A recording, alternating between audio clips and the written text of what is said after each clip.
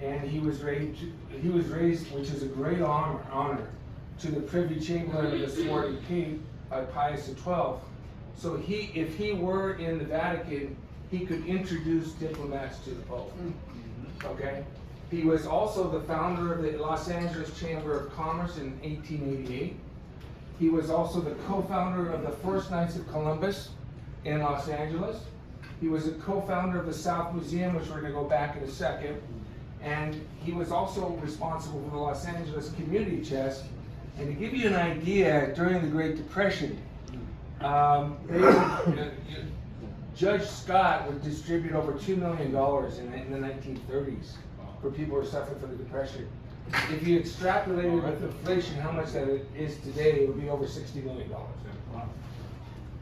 His statue is at the corner of First and Hill, right in front of the Superior Court building. That's right in the corner. Founder of the Chambers of Commerce, founders of Knights of Columbus in LA. There you go. There it is. And unfortunately, nobody puts flowers on his statue, but first of all, the criminals don't like to go near the courthouse. That's why he's still standing. Unfortunately, when I'm sued, I have to go there, and I always bring flowers to him. Yeah. The next hero in the story is Charles Fletcher Loomis, 1859 to 1928. Great story. He walked 3,500 miles from Cincinnati, Ohio to Los Angeles in 1884. His gig was he wanted to be a writer, and he was unknown. So he cut a deal with the owner, Mr. Otis, and he did cowboy camping. He literally slept on the side of the road, and every time he got to a town where there was a telegraph, he would write to Otis of his experiences, and they would publish it in the LA Times.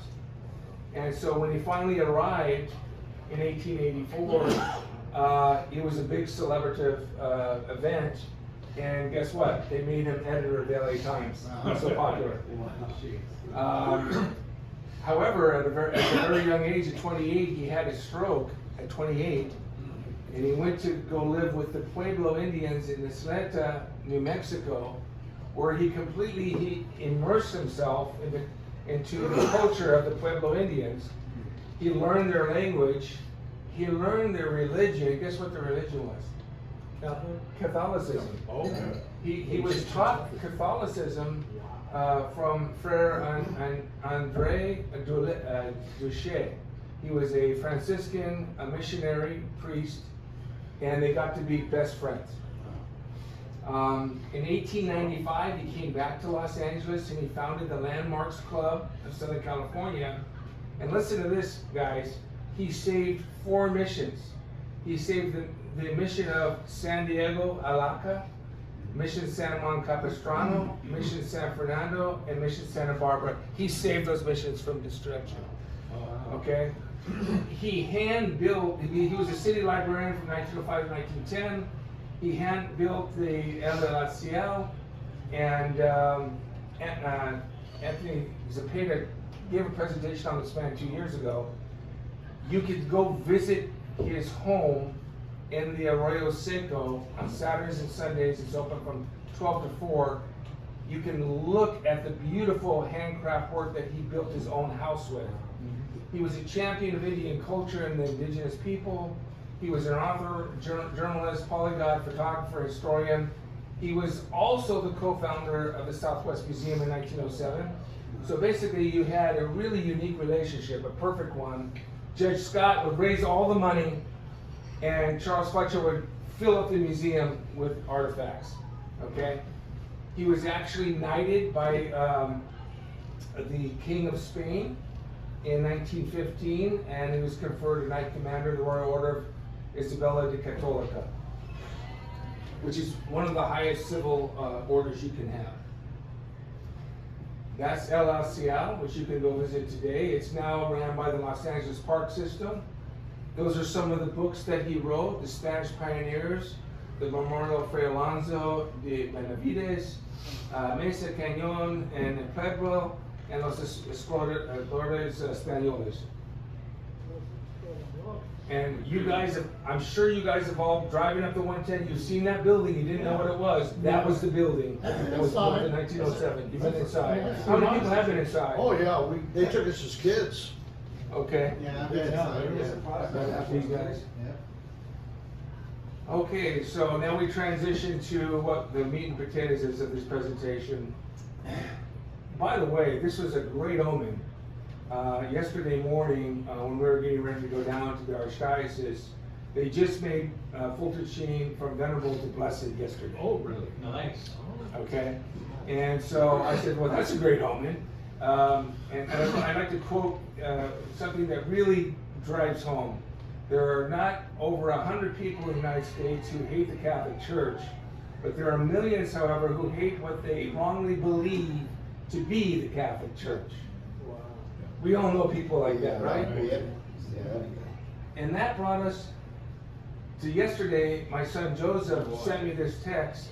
Violence against Christians hits a record high. This was on Fox News yesterday morning.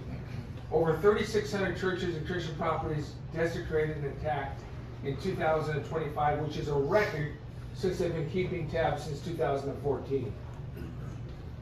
And that's what we get. That's in Spain. That's the monument to Sarah Palma de Mallorca, where he's from. Looks like St. Peter's downtown. That's Spain. Oh, wow. That's what they did to his statue in Spain. Is anyone familiar with the statue? It was a 32-foot high statue on the way up on the Highway 280 near San Jose. Without telling anyone, our wonderful Governor Newsom signed an edict to tear it down over last summer. It was torn down. It wasn't announced until it was raised. Torn down. We know what happened in the San Francisco Golden Park. Yeah. That was back in 2020. And closer to home, Ventura. that was Olvera Street and Ventura too. That's what they did. The Black Lives Matters came and destroyed our beloved saint. Our saint who, and we have to be honest about what happened here. If you were a prisoner in Spain in the late 1700s, the government didn't have enough manpower, so they would release you from prison if you became a soldero, a soldier, and go to New Spain. And as a result, unfortunately, some of those soldiers did abuse the Indians. And there were rapes. And there was violence. But guess what?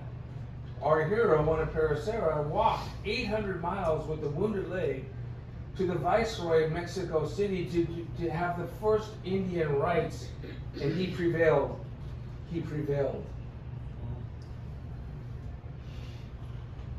I want to read a quote from Mr. Loomis, who, by the way, was raised by a Protestant minister, and the Protestants saved 4 of our missions. It's ironic, isn't it? We have not given justice to Spanish pioneers. It's simply because we've been misled. They made a record unparalleled, but our textbooks have not recognized the fact. They no longer dare dispute it. Now, thanks to the new school of American history, we are coming to the truth, a truth which every manly American will be glad to know. In this country of free and brave men, race prejudice, the most ignorant of all human ignorances, must die out. We must respect manhood more than nationality and admire it for its own sake wherever found, and it is found everywhere. The deeds that hold up the world are not of any blood. They may be born anywhere. That is a mere accident. But it is the heroes who must grow up by means which are not accidents, nor providentialism, but the birthright and the glory of humanity. Wow. So no matter if you're Indian or Mexican or Spanish or Apache or there could be a hero amongst those people. This is Charles Loomis at his estate out at Seattle in approximately 1921. Next to him is Duke Alva, who is a descendant of Christopher Columbus. Between them, guess what that is? That is the Sede Cera. That is the seat of Juan Pericera. Oh. Here's the history of the chair. In 1773, there was no bishop in California. In 1774, Pope Clement XIV gave episcopal powers to Juana. Included in these powers was the authority of ordination and confirmation. This dispensation was to last for 10 years. There was no bishop to make him a bishop. He was so far out. And by the way, it took 4 years for that edict to get to him. He didn't get it until 1778. In 1779... Maybe had the U.S. mail. Now, a year later, once they realized he had the powers of the bishop, the Juaneño Indians, who had profited so much from the teaching of the Franciscan craftsmen, we're talking about blacksmiths, animal husbandry, farming, looms, everything that has to do with the ranch, the rancheros, right? They found a cedar log, and this is how much the Indians hated the Franciscans. They got a whole log, and they carried it 40 miles on their backs without any oxen, and they put it in a saw pit. They dressed it with their crude tools, and with that chair, our hero, Juana confirmed thousands of Indians, okay? And he died on the anniversary of the 10 years. Isn't that something? In 1833, we know what happened. The California missions were secularized by the Masonic Mexican government. In 1834, the governor of Figueroa starts to divide and steal our mission property and take our livestock and take our land. The chair was saved from despoliation by the Forrester family. And then fast forward approximately 60 years after Mr. Loomis started the preservation of the missions, Judge Richard Egan bequeathed the chair to Charles Loomis as a recognition for saving his favorite mission, San Juan Capistrano, from destruction. That's where it was located originally. So upon the death of Charles Loomis, the chair was gifted to the Southwest Museum, surprise, and it was there for almost 100 years. In 2003, teetering financially, the Southwest Museum was absorbed by the Autry because there's no parking there. And then in 2026, the chair is in storage somewhere hidden in the Autry Museum. Now here's the observations that we made to the current Archbishop. Currently, the Catholic Church is suffering from a new set of prejudice based on lies, misinformation, which we have witnessed in the recent destruction of church property, fires, and Catholic art and statuary. In California, this pattern of anti-Catholicism first broke out in the secularization of the missions and the theft of church property in the 1830s. Bishop George Montgomery partially formed the Catholic Truth Society and the Newman Club of Los Angeles in reaction to the same anti-Catholicism that was prevalent in the 1890s in this city. By the way, there was only about 100,000 people in Los Angeles in 1890. California has become now a missionary country. Instead of only 300,000 Indians ready for conversion, like in 1770, there are over 40 million Californians that have lost their way. It is the time to reintroduce our secret weapon, St. Juana Paracera, and the symbol of ecclesiastical rule. Because you know what, guys? There is no separation of church and state. That's a Masonic idea. It's not a Catholic idea. Okay, so here's our objectives.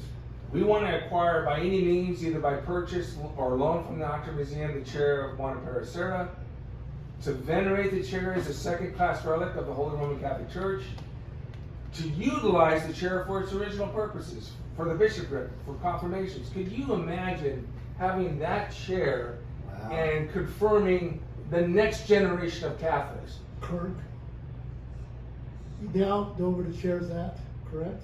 We know where it's at. How did we find it? Let me finish. Wow.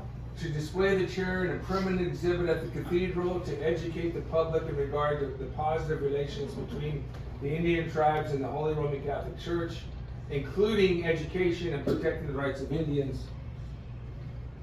That's a beautiful picture of the chair. That's the detail work those ignorant Indians did, right? These are the notes from the museum. By the way, the chair is 55 inches tall and 35 inches, almost 3 feet wide. It's a real bishopric, it's a cathedral. I'm gonna end with some quotes from Juan Paracera. Always go forward, never turn back. The greatest gift that we can give is forgiveness, for it sets both the giver and the receiver free. Do not fear of the unknown, for it is in embracing it that we discover new miracles. So yesterday, we had a great meeting with the Archbishop. We made this presentation. Andy, I'm going to let you dialogue what happened. Well, I thought it was really good. The meeting opened up, the Archbishop saw us at 2 o'clock. You never get a lot of time with the higher ranking people. I think when he first came in, he thought, what are these guys gonna want from me? But he was perking when he saw this. I thought it was a really good meeting with him. I think he's gonna be very supportive. So what was suggested, and he's agreed to, we're gonna do a mock-up letter of introduction, because the next step is to go to the board of the Autry Museum and see if they will either loan, sell, give, well, not give, but anyway, to let the church reacquire the chair. Because right now what's happened is it had been on display at one point, but during the woke crisis, they hid it to protect it. And so it's not doing them any good, and it could be obviously of greater value to return it to the church. So we agreed that that was the course of action. We're going to do a mock-up letter for his staff to review, and then if it's approved, he'll sign it, give it to us, and then the next step is to approach the museum. Unbeknownst to us, he took this very personal. Oh yeah. Because he worked with Pope Francis to secure the sainthood of one The person. canonization, that's right. So that was the first thing he wanted to let us Yeah, he know. mentioned So that. we have been working for 10 years from our guests. We were severed from the Archdiocese during the last regime under Mahoney because we were too conservative. And we have been looking at a way that we could rebuild that bridge. And this is a great, harmless, great introduction. And out of this, already things are happening. Mark, give us a heads up on what's happening with LA. So I spoke with the current archivist of the LA Archdiocese. He's a layperson, Todd Tamberg. And so I spoke with him several months ago and told him about this. He wants help, we scratch his back, so forth. And so we're going to talk tomorrow morning about how he can assist us in negotiating with the Autry. He went to UCLA, and I guess the gentleman that was in charge of the Autry before was a good friend of his. Oh. So I would be happy to give this presentation to him, okay? I mean, it is, unfortunately, with the state of the world, it is a political statement. But we have to remember that what the public has been fed, and I have 2 sons in public school, and all they've heard was that St. Juan Paracera was a murderer. And Jack, your son, happened to your son too. And what did he ask the teacher? He said, did he go to jail? Christopher Columbus. Did he go to jail? This is Oh, Christopher. this is Christopher Yeah, Columbus. Christopher Columbus. He said, his teacher said, she said, oh yeah, Christopher Columbus is a murderer. And then my son was like, well, did he go to jail? And then all the kids kind of laughed because, it kind of put her on, on notice, so. Okay, do we have a Newman Club reading tonight? no. Okay, it's all right because we had all these other presentations. Kurt, you didn't answer my question. Okay, so we have been given the endorsement No, that wasn't the question. of the Archdiocese to write a letter on his behalf to have the Newman Club represent him to petition the board of the Autry Museum to release the cathedra back to the Archdiocese. I asked, how was the chair found? Oh, I'm sorry. How was the chair found, Kurt? Alan found the chair. Give it up for Alan. Alan!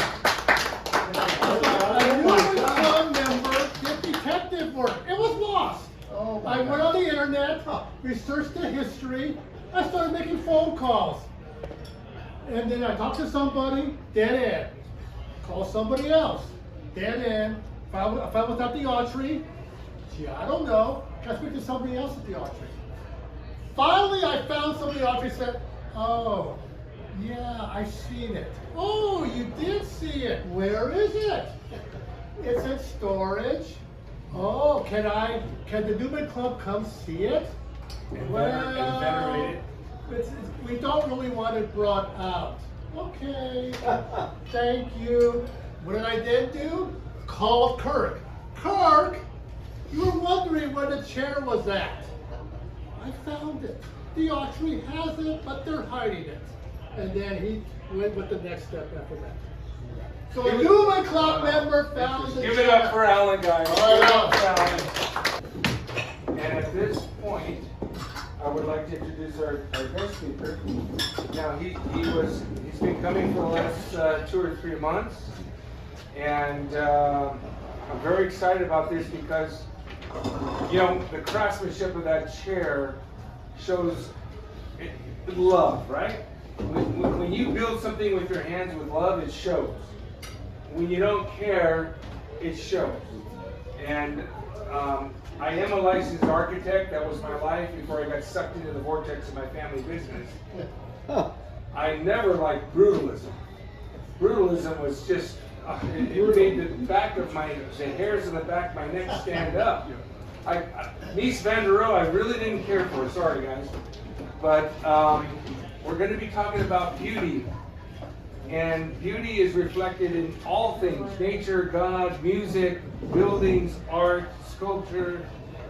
So let's give it up for Father Orion, who came all the way down from the... And so, tying into my talk, I wanted to open up with a piece. This piece is called Grace in the Form of a Waltz. So waltzes, 1, 2, 1, 2. This is kind of a lyrical piece with various techniques. It was written by Paul Bonneau, a French composer. So the saxophone was invented in Belgium, but Adolphe Sax traveled to Paris to patent it. So a lot of our early repertoire has, there's a lot of French culture associated. So France being the oldest daughter of the church, but really a great patron for the saxophone. So, this is a short little piece, and then I'll hear my talk.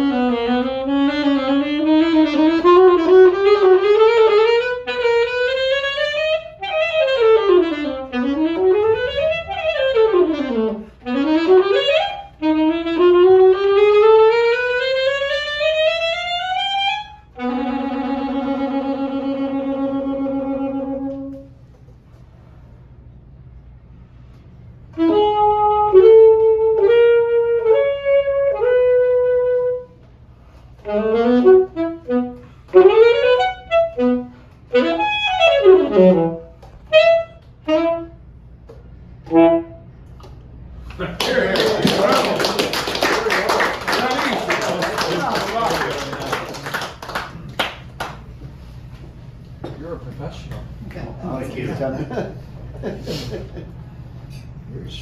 Excuse me, Father, did you write that piece? Oh, no. Now, this was by Paul Bonneau. He's well regarded in classical saxophone circles. So the saxophone goes back to 1840. Adolph Sax was trying to improve the clarinet, specifically the bass clarinet, ended up making a whole new instrument, and he named it after himself. And so all of his instruments, the saxophone is the most famous. There was an instrument called the sax horn, which if you go to Gettysburg in the Civil War Museum, you'll see some of those horns on display in the military bands. So it wasn't as popular, but the saxophone, while not being a primary instrument in the orchestra, it missed the cut by about 20 years. There's a couple pieces, but really it's in the military bands is where they found a home, because it's a very loud instrument. So, like a trumpet, the sound was right out of the bell. The saxophone, the sound comes out of all the open keys. So it's surround sound. And so when France needed, morale boost after, the short guy did some damage. So the saxophone was a good instrument for the French.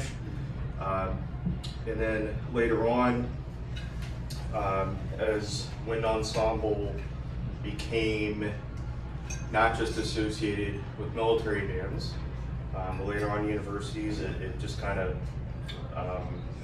found a home with classical music. Now, a lot of our stuff, as a concert saxophonist, it's influenced by jazz, so we have jazz elements.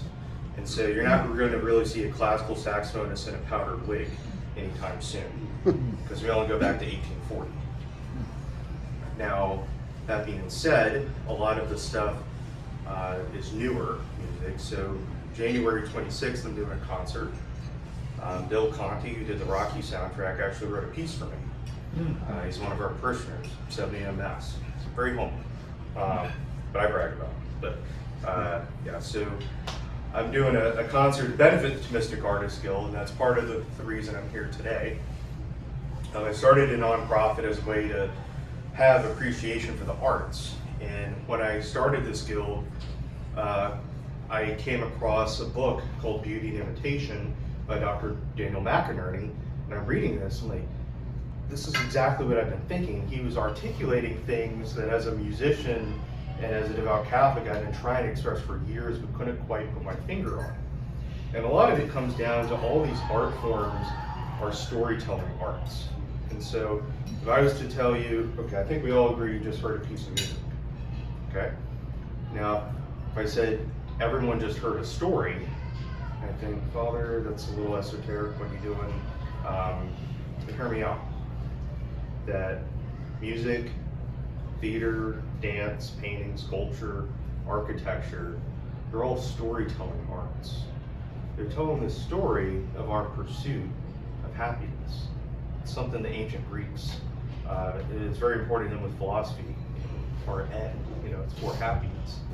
As a Catholic, we know we don't just want to aim for happiness in this life, we want to be happy with God forever in the next, according to the Baltimore Catechism and the wisdom of the Church. Now, what Dr. McInerny does is that he talks about, he opens up his book, Beauty Imitation, this whole idea of mimesis or imitation. You open the book and he starts talking about Christopher Walken impressions. Thinking, okay, I wasn't expecting this. And so the whole idea with impressions is that you really have to get down the art of imitating. I mean, that's what makes him so funny. And Christopher Walken's very unique in how he speaks. And so imitation is something how we learn, but imitation really helps us capture or picture something. And so he goes through this whole idea of imitation, picturing, and really this first chapter helps us understand the rest of the book.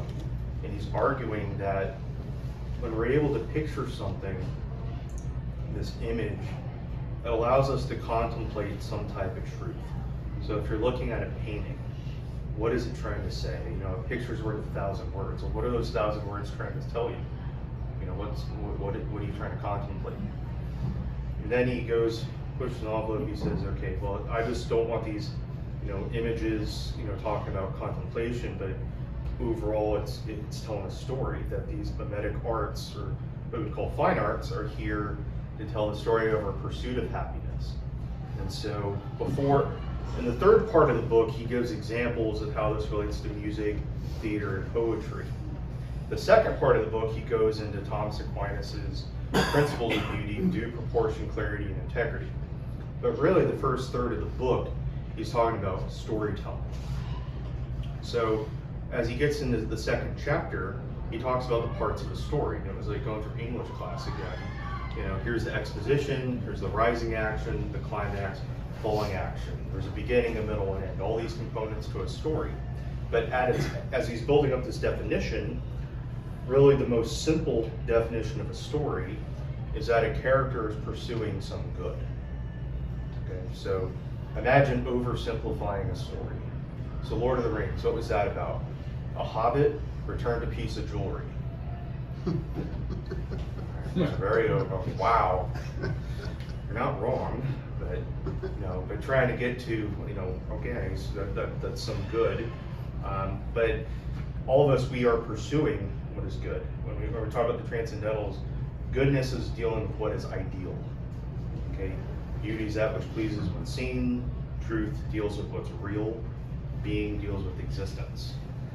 And so we're always pursuing some type of good.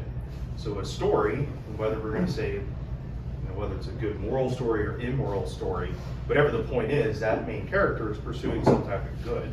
Whether he's going to save the princess or whether he wants narcotics or whatever, you know, they're both good. I mean, in the philosophical sense, don't do drugs, but if you get my drift, they're pursuing a good. In the third chapter, Dr. McInerny goes into, stories are very helpful in telling a moral argument. Just look at all the propaganda that goes into movies and really persuading public opinion. And he talks about, you know, there's a sense with the malaise of the day-to-day grind of life, that the images of motion pictures, or, you know, it's a theater historically, you know, it moves us, it captures us. I mean, you're even in the books that read, I mean, it sways public opinion, but we want to make sure that this controlling idea or message in a book is actually going to help the people pursue a higher good. And so, as chapter 3 ends, when he gets into chapter 4, he's like, well, this is where Catholics get on the scene and use what's called the Catholic imagination. So that doesn't mean Catholics go to La La Land. What it means is that as a Catholic artist, you're doing your artwork through a Catholic lens. You know, and it doesn't always have to be explicitly, you know, in your face, but you can use allegory just like, you know, J.R.R. Tolkien did. One of the arguments I put in an article for our guild newsletter called Unestum, I argued the whole idea of quoting. You know, so people had quoted the Dies Irae because it sounds spooky. And people just use it in scary movies, it sounds peril. But wait, they borrowed that from us. You know, there's a sense of quoting. Well, now let's argue, you know, just having, you know, some quotes. If the LGBTQ movement can put, you know, this scene in and that scene in, why can't a Catholic director put these characters pray the Angelus together? You know, if they can do Easter eggs, so can we. You know, and so anyway, that's kind of an idea of the Catholic is. But yeah, he really hits home with the Catholic imagination as Catholic artists. That's what we need to be bringing to the arts. Now, as he gets into the middle part of the book, that's where he gets into Thomas's principles of beauty. And he purposely saved it for the middle so he could have more Aristotle at the beginning with Nemesis and going through Aristotle's Poetics. So Thomas, inheriting this tradition before him, talks about beauty is that which pleases upon being seen. Okay? And so he gives us 3 important principles for beauty. That a due proportion, so measurement. Clarity or radiance. So think about that's going to show the form. Think of it like the color, the light. Integrity is the wholeness. Now, what Thomas did is that he inherited, you know, basically 2 different schools. You had the proportion school, which is more of, Pythagoras. Think with all the, I was thinking of the harp and Donald Duck and Magic Land and all that. Oh, that's a good one. Yeah, with Pythagoras. So that's where it gets proportion. And then with clarity, that's coming from Plotinus. So the whole idea of, radiance showing the form. And what he does is that he really glues those two, or puts a, spike through those two, integrity. This is what's going to pull them together, a sense of wholeness. So that's his unique contribution. And of course, his predecessor, Alfred the Great, was looking at that too, but instead used the term magnitude. And so that's a little bit with Thomas. I don't want to go as deep. That can be a whole other subject. I do recommend a book, Aquinas, The Beauty of Aquinas. Dr. Christopher Sevier is a book I've talked about in the past. Teaches out in Nevada, so it's very helpful.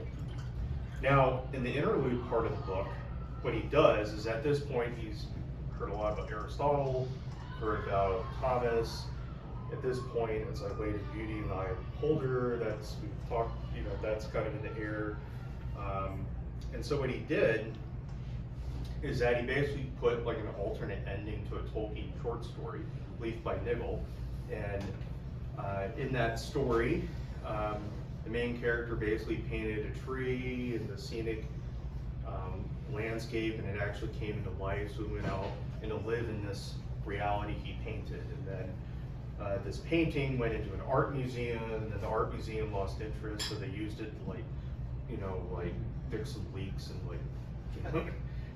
and then so like a fragment remained, and then the museum burnt down. So basically this whole short story is, what if that fragment remained, and these characters contemplating what art is. And so he's able to have these dialogues, just like you saw, like even looking at what some of the ancient Greeks did with how they taught.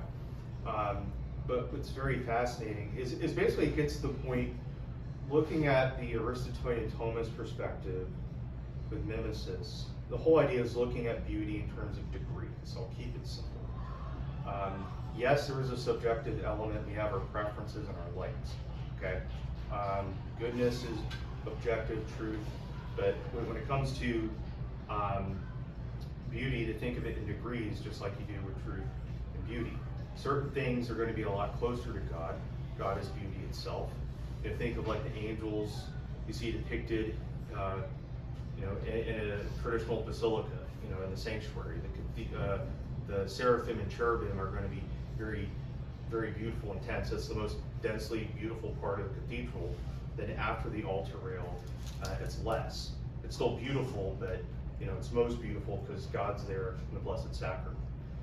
And so we need to keep that in mind in terms of degrees. And when you leave a beautiful church, you should keep that concept of degrees of beauty with you, whether you're making explicitly religious art or not. And so that's the angle that he's arguing for. And so even whatever you make, it is a participation in the goodness of God and the beauty of God. But what can happen, and kind of what we would say, okay, that's ugly art, that's modern, what are they doing? People severely miss the mark, and that's an understatement here. But what I would say, just from my experience, I studied music in college before going to seminary. And yes, musicians are weird. I lived with them. And be very sensitive. I get it. It is something to be like, what, there's something there, but this is where we try to introduce people to, the great, tradition of beauty or philosophy, theology. Be like, we need to have things that are have more proportion, more radiance, more integrity.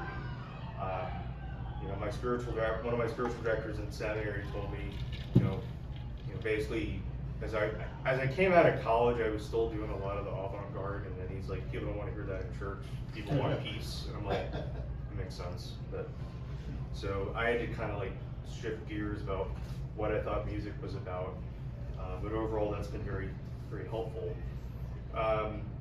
So anyway, yeah, I would say from the Aristotelian Thomistic position with the Vedic art, that everything is a participation in the beauty of God. We should aim for things that are higher, and also see this in terms of story, pursuing our end of happiness. What McInerny does toward the end of the book is then he goes through examples of this is how music is a storytelling art, how theater is, how poetry, film, he uses film Dunkirk that Christopher Nolan did. So yeah, what I would say with music, because that's the one I relate to the most. So how does music tell a story? I'm talking about, how does Beethoven's Fifth Symphony tell a story? Mozart's 40th Symphony. There's no words. Well, the themes are basically the protagonist of the story. And so even though there's no words, there is a story there. It's just being told differently. So anyway, and then also I'll leave you with this. I would just say, just as the arts are here to tell a story for us for happiness, it's more reason for us to support the arts in your parishes, neighborhoods, schools, in your family. It is worth encouraging the kids and the grandkids to take piano and voice lessons. Make sure they get a sticker if they don't know the piece, if they don't have a sticker on it. So yeah, that's all I have to say. Thanks for having me.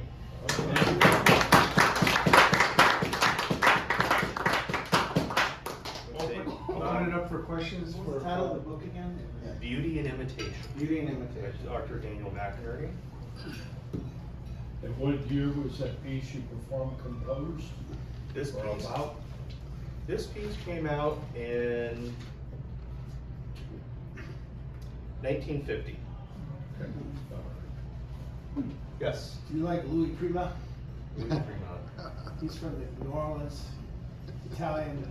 He's very high energy jazz. Sax, like he's like the sax of sax. I'll have to look him up. Look him up. You'll really appreciate him. Right? If you're a sax guy, you'll love his stuff. Okay. Nice. Yes. Yeah, I don't want to bring it up, but we talk about art and counter art.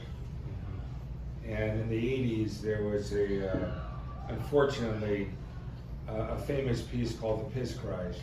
I don't know if you're familiar with it.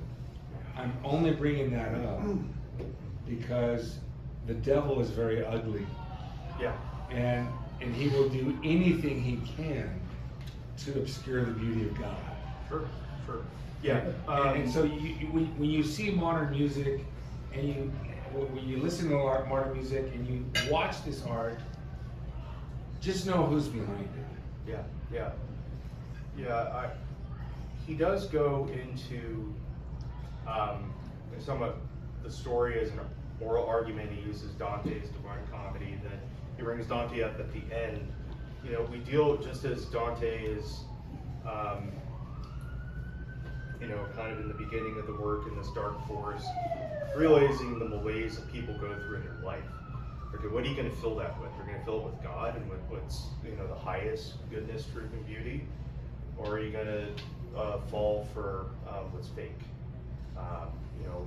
Fill your senses with false sensations leading to sin, like desecrating our Lord in urine. I mean, I saw that image in a documentary Roger Scruton had, Why Beauty Matters. I do recommend that. He was almost Catholic. I don't know, but he was almost Catholic. But that's you can find it on Vimeo. It's about an hour. And he goes into a little bit about what I said. Of course, he's British, so it sounds smarter. Here. Hey, Yes. I had my ears plugged there.